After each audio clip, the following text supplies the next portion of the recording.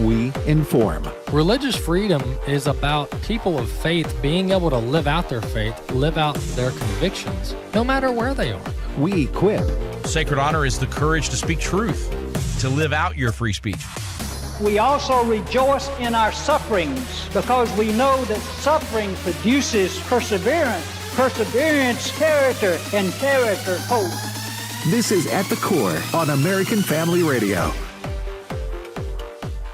Welcome to The Core here on American Family Radio. Glad to have you with us on this edition of the show. American Family Radio is the network. You can check out our website, afr.net, or our mobile app, the AFR app, on all the various devices and app stores and platforms. Just type in AFR in your app store, and you can download the AFR app. Also, we have the show published in the form of a podcast each and every afternoon, uploaded in your podcast library, wherever you listen to podcasts. So you can get this show at the Core wherever you listen to podcasts. The show is hosted each week by myself and Rick Green. Once again, it's good to be with you today on this edition. Well, before we jump into the content, some of the stories we want to cover for today's program here on American Family Radio, I wanted to remind our audience of a couple of events that are on the books for this year, along with some projects that we're working on. The AFA at the Ark trip, by the way, is 3/4 of the way full. And we're going to be going to the Ark Encounter in the Creation Museum in October 29th and 30th of this year. We're going to be in the Cincinnati area visiting the Ark Encounter and the Creation Museum. We'll also have a time of fellowship. We'll have some panels, some speakers back at the conference center at the hotel there. But we would love to have you join us. And once again, it's 3/4 of the way full, so we have limited seating left. So if you do want to join us, we would love to have you. You can visit afa.net/events, afa.net/events to come with us to the Ark Encounter and the Creation Museum in late October of this year, October 29th and 30th, coming up in the fall. Also, we're taking trips to Boston in 2026 this year in mid-September, mid to late September. It's the 21st through the 26th. We're going to be in Boston leading a spiritual heritage tour with historians Stephen McDowell and Tim Barton. We're going to be together there with them in Boston. That trip is over halfway full, so if you want to join us in Boston, go ahead and go to tours.afa.net to check that out, tours.afa.net. Lastly, on the event side of things, our trips to Italy and Greece that we just announced in recent weeks, those trips are going to take place in March of 2027. We're going to be my brother and I are going to be leading a trip to Greece, touring the footsteps of Paul.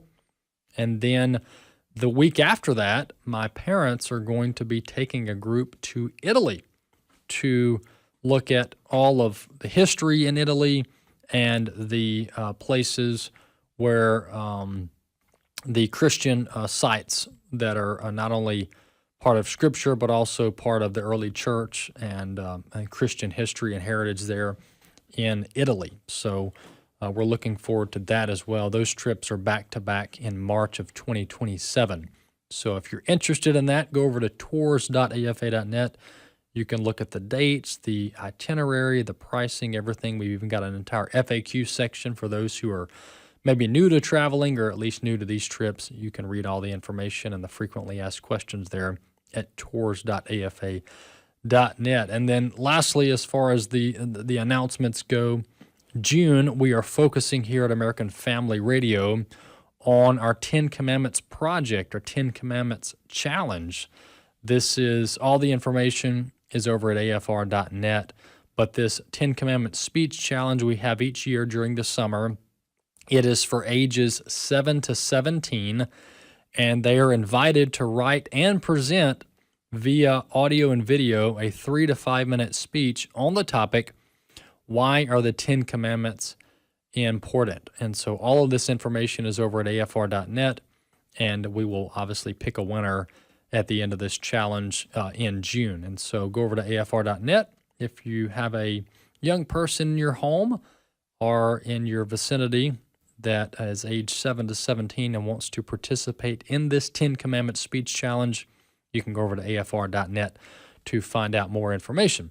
Well, in California, there's some very interesting developments on the electoral front and on the voting front coming up, taking place now during the primary season, but also coming up in November during the general election.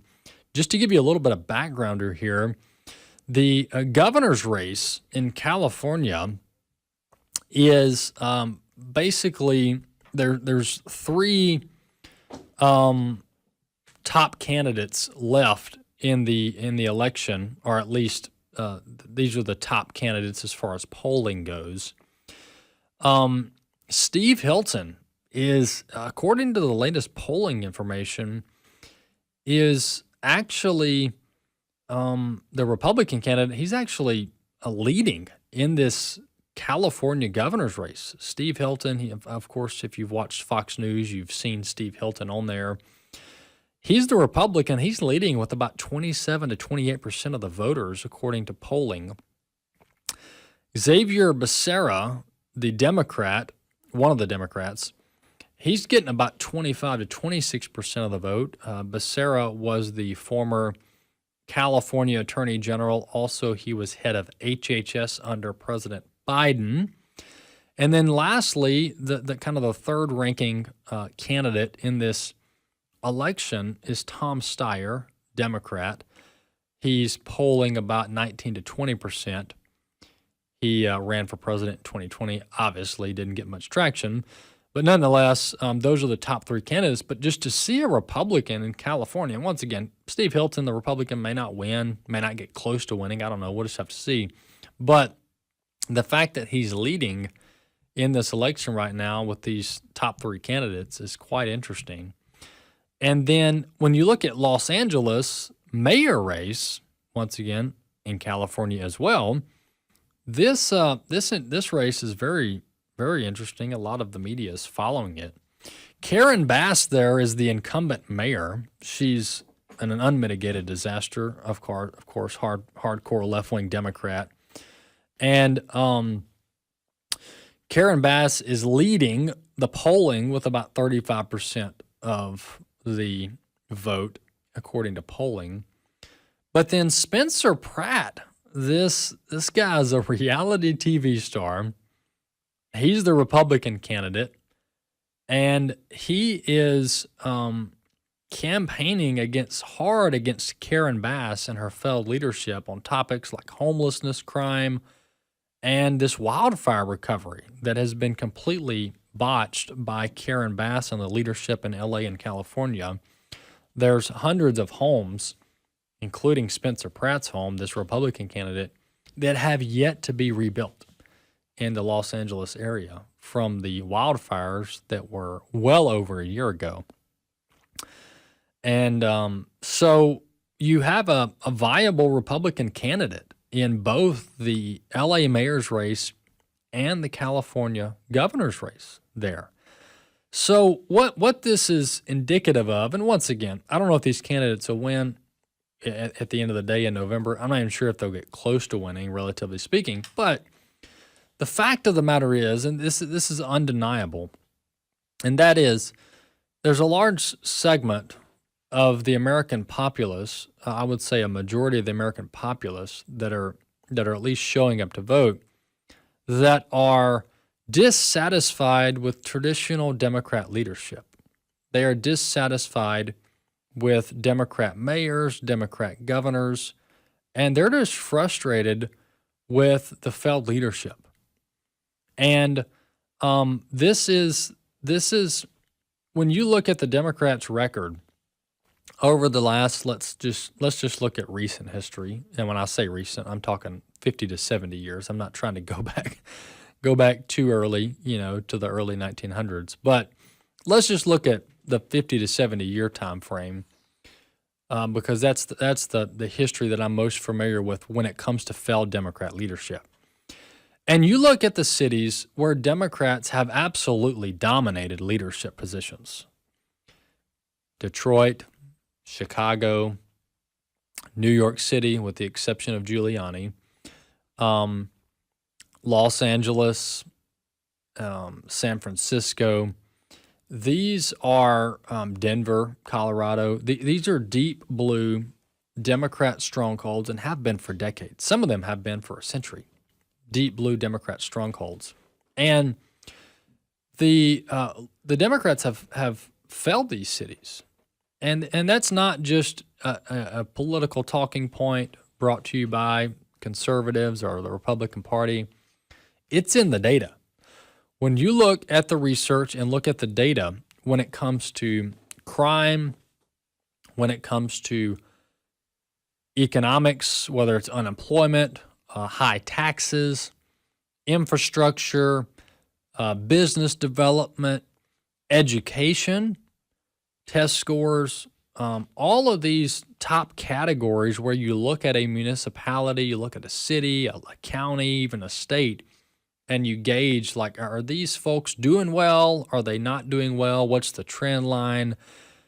Democrats have destroyed many, many, many of America's inner cities. And there's a few major metropolitan areas that are thriving, but it's not because of the Democrats. It's actually in spite of them. You look at maybe like a Nashville or Dallas, areas like that, Jacksonville, Florida, that have at times had Democrat mayors, and some of them currently do. There's other things that are causing those cities to hang on, like a Republican governor or just the pure economics and business development side of things. But even looking at Atlanta, look, Atlanta's been deep blue for a long time. Fulton County's notoriously Democrat. That's where a lot of the scandals happened in 2020 during the election. And there's parts of Atlanta that have been trying to basically annex away from Atlanta proper because of the crime, because of the taxes, because of the homelessness. They want to basically create their own municipality, their own incorporation, so they can have their own fire department, police department, etc., which would be largely Republican, where they're wanting to do this. And so, but the failed leadership of Democrats is a known thing. Anybody who cares to look into this, it is undeniable that the Democrats have utterly failed America's inner cities all around the country, place over place, city over city, that have been run fully by Democrats for decades. It has utterly been a failure. And that long rap sheet of failure, I think, is beginning to catch up with the Democrats, where voters are looking at this, even not even ideologically conservative voters, but just self-interested voters that want to live in a safe city. They want low taxes. They want the streets to be clean. They want low crime. They're looking at this going, look, Democrats haven't worked for us. This hasn't worked for us. And if you're trying to pick the best example of what I'm talking about, of course, Los Angeles ranks like top 5. Detroit, man, Detroit used to be booming. Obviously vehicles, but a lot of manufacturing. Detroit used to be a major economic hub in Michigan, but Detroit's been falling apart for decades. Very sad. So that's an example as well. And that's probably to get to the point of the most glaring example of Democrat failed leadership. Detroit, Michigan is right on up there at the top. And as I talked about in recent weeks, New York City is on the decline. Of course, they've been struggling for a while. But with Mamdani, folks, he is going to fast track the utter fall of New York City as we know it. Between bankruptcy, virtual bankruptcy with the government there, not having any more money. They're begging Albany, New York to send them money. This is a problem. Democrats have a bad history of destroying America's inner cities. If we lose this cultural war, we're going to have a hedonistic, humanistic society.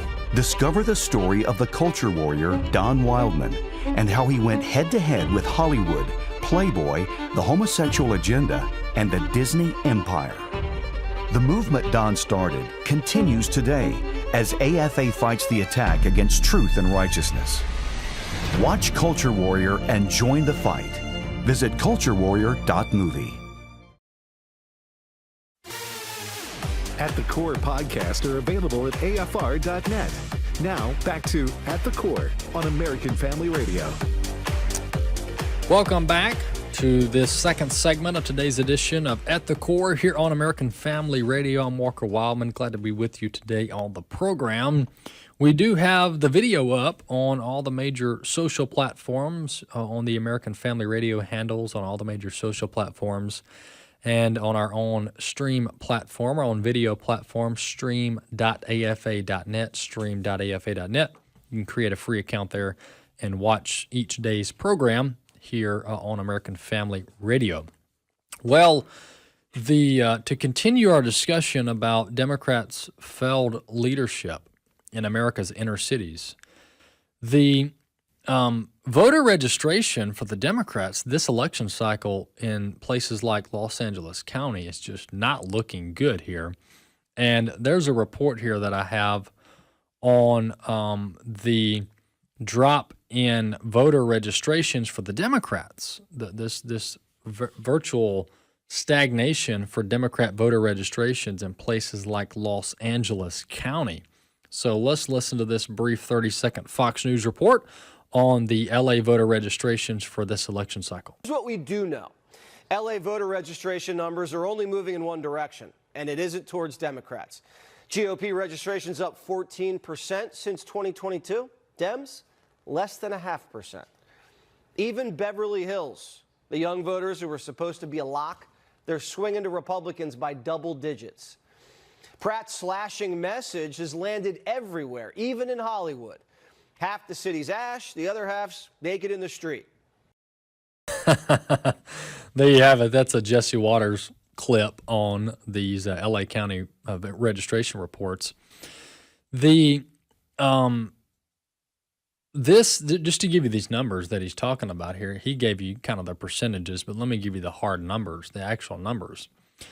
So this is a 15 day report, a 15-day report from the California Secretary of State. So this is basically taking a snapshot of voter registrations this in May of this year, 2026. Voter registrations in Los Angeles County. And in Los Angeles County, the Republicans have added 137,000 voter registrations in LA County, and Democrats have added 10,000. 10,000. Now, there's about 78,000 that have no party preference on their registration, so you could call these independents. Most of these independents are probably actually going to lean Republican based on what's going on in LA County. But nonetheless, the Democrats, over a 15-day window, were only able to add 10,000 new voter registrations. Republicans added 140,000 voter registrations in LA County through a 15-day window. These are the type numbers we were seeing in 2024 in a lot of these states where Democrats were just not able to keep up with the voter registrations. And so we'll see where this goes, but Spencer Pratt, the Republican candidate in LA, is really making a lot of headway and getting a lot of attention on his calling out of the Democrats' failed leadership. And anybody who, the wildfires, I think, the homelessness obviously has been a persistent problem, the crime for a long time. But what the failed leadership at the local and state level, some of this goes back to the governor's office, by the way. Gavin Newsom is not exonerated or relieved of his responsibilities on the wildfire response. So there's the wildfire response leading up to it, meaning the drying up and the draining of the reservoirs that were built to be used to fight wildfires. And the follow-up, the recovery has been a disaster. I mean, as I mentioned in the previous segment, you have homeowners that haven't even started rebuilding their houses over a year later from the wildfires. And this is all due to the regulation and the coding and all the red tape on the construction side of things, which is why the real estate is insanely unaffordable. And so you have a voter, like just imagine being a voter that is a traditional Democrat. Maybe you're even a hardcore Democrat. And a wildfire ravages your community, and the Democrat mayor won't let you rebuild your house. And you're living in a tent, a camper, or a hotel room for the last 18 months, 24 months. Folks, those type of life-altering events will make you change your voting habits. I know we talk about how entrenched these Democrats are and how they'll vote for Mickey Mouse on the Democrat ticket if he were to be running. Well, things like not being able to rebuild your home, these are life-altering events that will make you rethink how you do everything, including how you vote.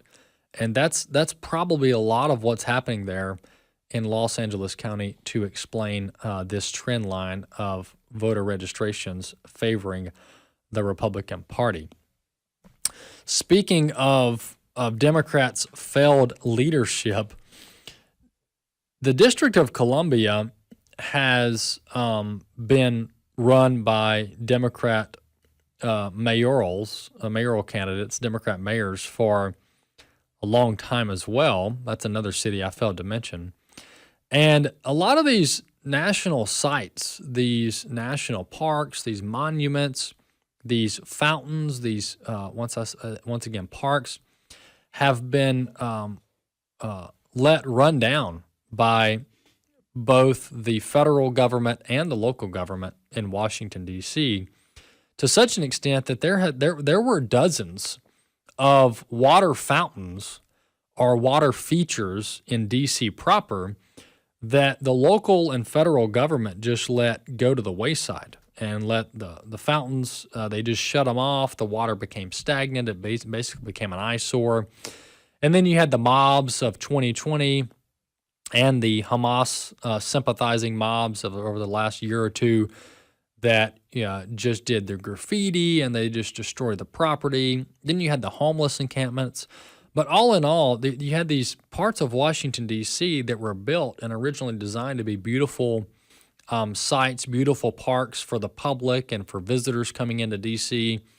that had just gone downhill very, very rapidly and was really an indication of the fall of our civilization as we know it. But President Trump has come in, and his Interior Department has been on a fast track to restore all of these major sites, all of these major monuments in the Washington, D.C. area.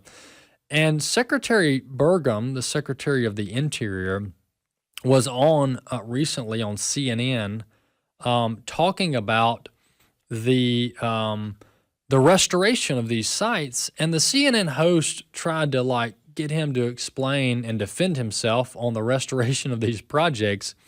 But he turned this question right back on the interviewer and really proved a point here. So let's listen to this. The real scandal is not about that we're fixing up monuments or making America this Capitol beautiful again. The scandal should be how in the world did we let our Capitol fall into such a disrepair? How did we fall into such a spot where celebrating American patriotism became partisan? Yeah. So this is a good point he makes here, because there's believe it or not, there's actually been multiple litigations on trying to stop President Trump and his agencies from restoring these parks. Believe it or not, I'm not making this up. You think to yourself, who would be opposed to the federal government properly restoring the very properties that they're supposed to oversee? And especially leading into America's 250th, which this is going to dovetail well into our other topic on this persistent shaming of America and persistent victimhood. But why would you be opposed to restoring America's parks and America's monuments and America's water features and our nation's capital. And the reflecting pool there by the Lincoln Memorials being currently restored. It's actually going to be done very soon. It's going to be beautiful, by the way, just in time for July 4th.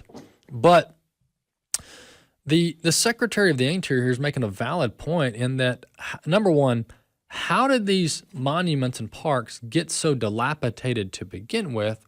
And then secondly, why is it scandalous to restore them?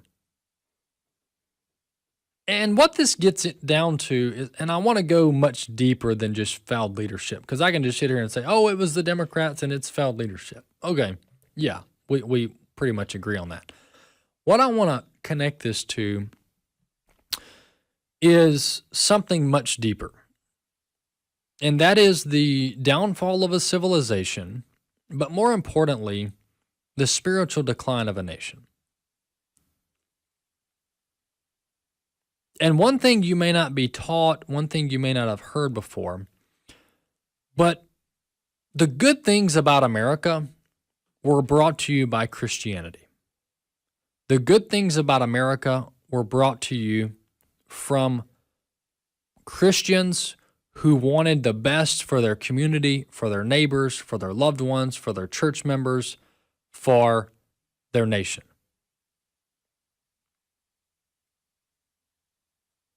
And what we've had is along a parallel track, you have the decline in religion, more specifically, the decline in biblical Christianity in America over the last, let's just say 50 years, although we can connect it to much earlier than that.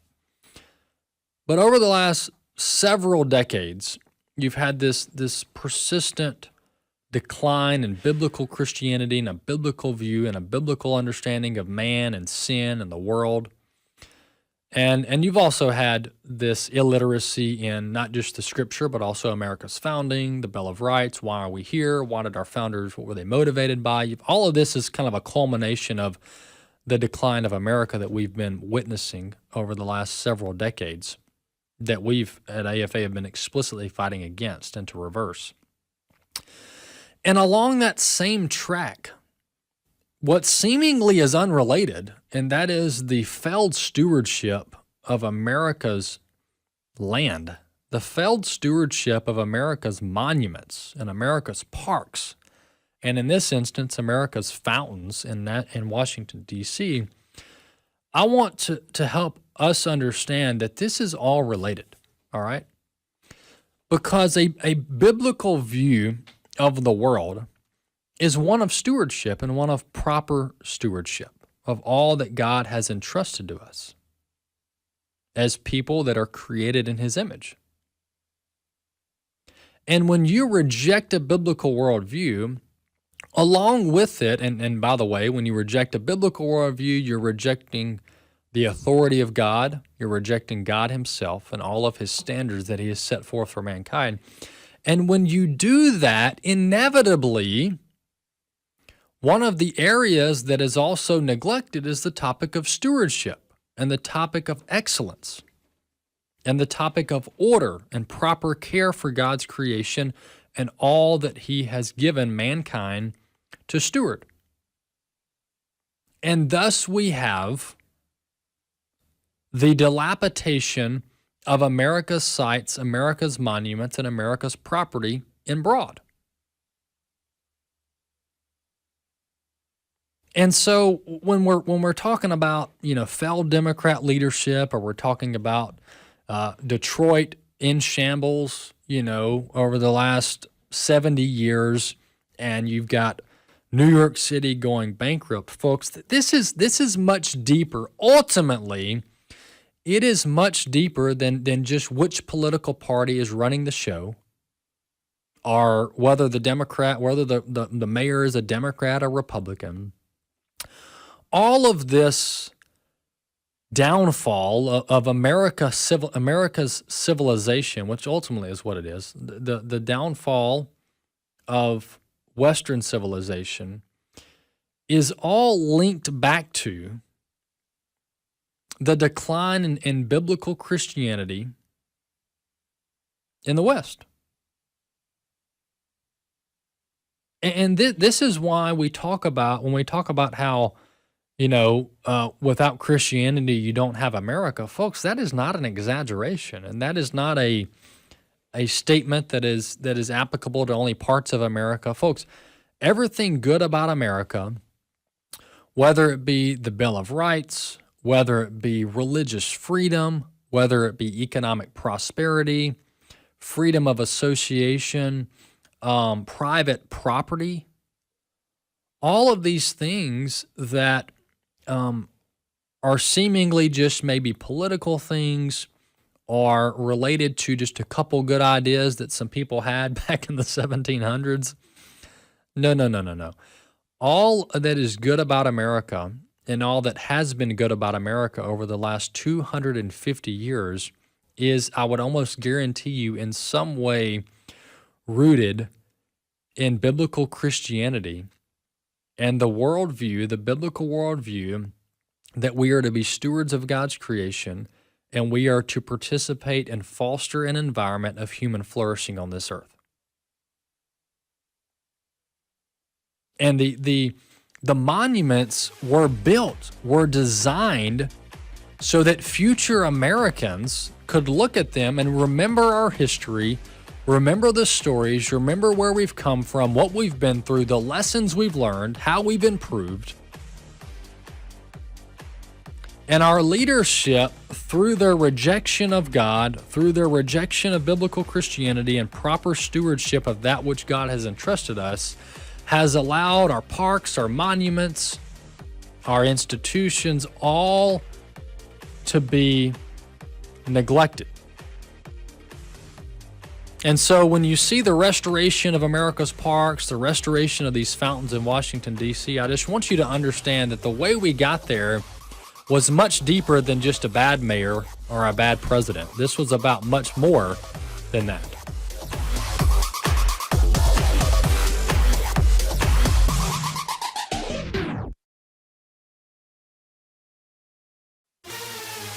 At the Core podcasts are available at afr.net. Now, back to At the Core on American Family Radio. Welcome back to the Core here on American Family Radio. Walker Wildmon here with you. Well, as soon as I think I'm done talking about failed leadership in America, I just have more to talk about. So maybe we'll just make this a marathon show about how those who reject God, who reject His authority and reject His holy word, whether they know it or not, they are participating in the fall of Western civilization. Now, thankfully, there's always hope. With God, there's always hope. There's always hope of restoration, of revival, of a recommitment to God and His authority. And when you look at some of the trend lines in America, there are some, obviously there's some signs for hope, and the Lord can bring about, He can turn the dry bones into life, into flesh. And so there's always hope with the Lord, and I don't want to seem like I'm, pessimistic about the future of America. I'm just telling you, when you look at how we've trended the last several decades, and the reason we have is because of a widespread rejection of God and His authority. But there are good people, good organizations that are working to reverse course on that, and this 250th anniversary of America is a prime opportunity to educate the populace on why America exists, what motivated our founding fathers, and how we can continue to be a beacon of hope and human flourishing here in America and around the world. The last clip that I'll play on the this Democrat failed leadership trend line that we've seen in recent decades, the last clip that I'll play on this topic today comes from a news anchor. Let's see. His name is Ali Velshi. I'm not a big fan. Don't watch him, so that's why people may know him. I don't. But he's a host on MS Now, which is, I think, the rebrand of MSNBC. but it's Ali Velshi, and he became a U.S. citizen in 2015, so he's not native born. And I've warned about the non-native borns, okay? I've warned about them. And I know that people may flinch at that, but let me tell you why, and then we'll play this clip. Folks, there is something to be said about someone who is native born in a nation, all right? And the adoption and the assimilation that is natural and organic and built in to a native born person, okay? And so this is why this mass importation of foreigners who were not born here, which means their parents are not from here, that can be a serious problem, all right? Because you have a non-native adoption of values and ideals that someone born here is introduced to, obviously, at a very young age. Okay, that's the essence of it, all right? So when a culture imports millions of foreigners to naturalize them through the immigration process, the risk you run is importing a lot of people who weren't born in America, weren't introduced to her ideals, weren't educated on what it means to be an American and why America exists and why our founding fathers did what they did and what is the Bill of Rights and so on and so forth. So that's the risk you run. You immigrate people here that are in their 20s, 30s, 40s who have already developed whatever worldview they got going on where they're from. Most of these are very anti-God. Some of them are built on false religions like Islam. You import them into America, that assimilation is very difficult and sometimes just doesn't work, okay?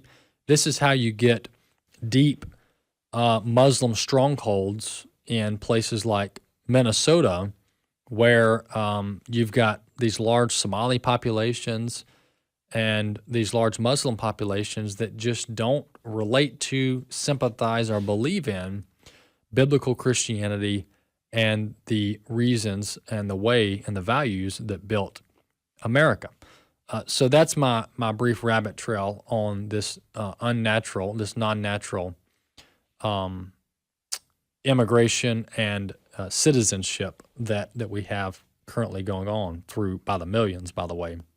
And so this gentleman, Ali Velshi, immigrated here and became a citizen in 2015. But listen to how he's talking about America's 250th. He's talking about July 4th, which is coming upon us very quickly. But listen to what he says about how he feels about celebrating America's 250th. In 1 month, America will mark the 250th anniversary of its founding. Like previous anniversaries, there is a deep unease about this. I feel a deep unease about these celebrations to which I am invited to mark the 250th anniversary of our so-called democracy. So let's break this down, okay? Let's break this down. So the essence of modern American Marxism and cultural leftism, which leads to civilization decline and destruction that we've been talking about for some time. The essence of this is to shame everything America. Okay, well, let's just say everything good about America, all right? To shame everything good about America and to constantly regurgitate old wounds, old sin in America. The left loves regurgitating the whole slavery history, okay, which did exist and is a shame and was wrong. And thankfully, Christians saw that it was wrong in America and abolished it. So if we want to talk about who got rid of slavery, who were your chief abolitionists, and who were your chief civil rights leaders, it was Christians. All right, so there's no valid bashing of Christianity going on here. All right, it's all disingenuous.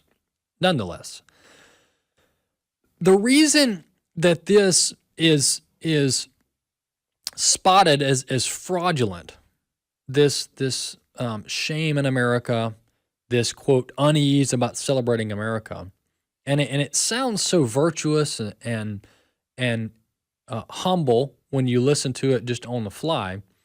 But let me tell you why it's disingenuous and why ultimately it leads to the downfall of the West and the replacement with another religion beyond Christianity, and that's this religion of man.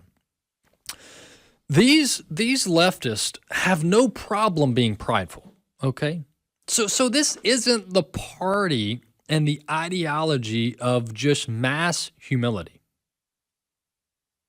and just perpetual humility.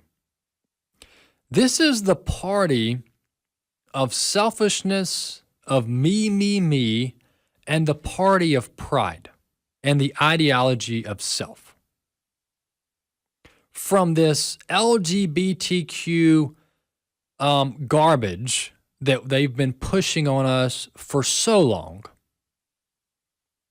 and the so-called Pride Month that they say is taking place now, to all the other deviancies that they have going on, the Democrats and the left have no problem being proud and being happy about things. They're just prideful and happy about all the wrong things. All right? And actually the things that God resents, that God hates, such as homosexual, attempted redefinition of marriage, transgenderism, the mutilation of young kids in the name of gender ideology, the entire abortion propaganda and religion that it has become, it is just bragged about by the left. It's boasted about by the left. And then you have this earth worship, this unbiblical green tree hugging earth worship that you have going on through the anti-fossil fuel movement, the quote renewable energy movement, all of this that is, and this, you can't eat meat, you should eat bugs, like all of this stuff. You look at it all in its own silo, and you go, you have a hard time developing opinion on it. But folks, when you put all this together, it is in essence an anti-God religion. I mean, the whole anti-fossil fuels movement, folks, is anti-God at its core, because God has given us natural resources to use for the advancement of mankind and human flourishing and to help our neighbors and love them as ourselves. And we've rejected that for solar panels and windmills that don't work. By the way, which toxic the planet, which provide toxins to the planet. And so when you really dig beyond the surface on all of these ideologies, on all of these bad ideas, it's all anti-God. And they have no problem being prideful in it. And so that's why when you had this show host saying, I'm just uneasy about celebrating America's 250th, and he can probably regurgitate all the sins of the past that we ought to be ashamed about. But let me just tell you this, folks. You look at that, and it's false humility. And it's false guilt tripping, and it's all meant to help push this perpetual victimhood and this perpetual shaming of America. And the reason that's wrong is because it is failing to acknowledge not the sins of America. Every nation and every people have their problems and their sins because we're all created man, because Adam and Eve in the fall, we all have sin. So we can pick out any nation in human history and find the faults of the civilization. But let me just tell you this. America has provided so much hope, so much light, so much goodness to humanity over the last 250 years. It would be negligent for us to not acknowledge that. And it would be a shame and a reproach to generations past that gave blood, sweat, and tears and their lives for the freedom of Western civilization and the advancement of biblical Christianity on the world. It would be a shame for us to not acknowledge what people have sacrificed in generations past for the freedom in this country to have freedom of religion, freedom of speech, the entire Bill of Rights, Second Amendment.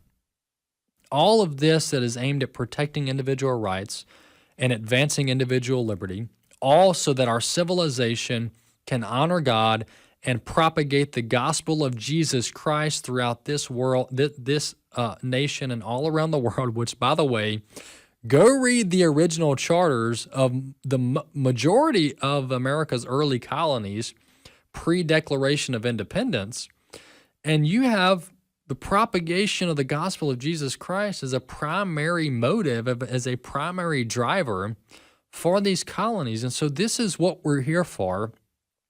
This is why our founders did what they did for religious freedom. And this perpetual victimhood is just too old.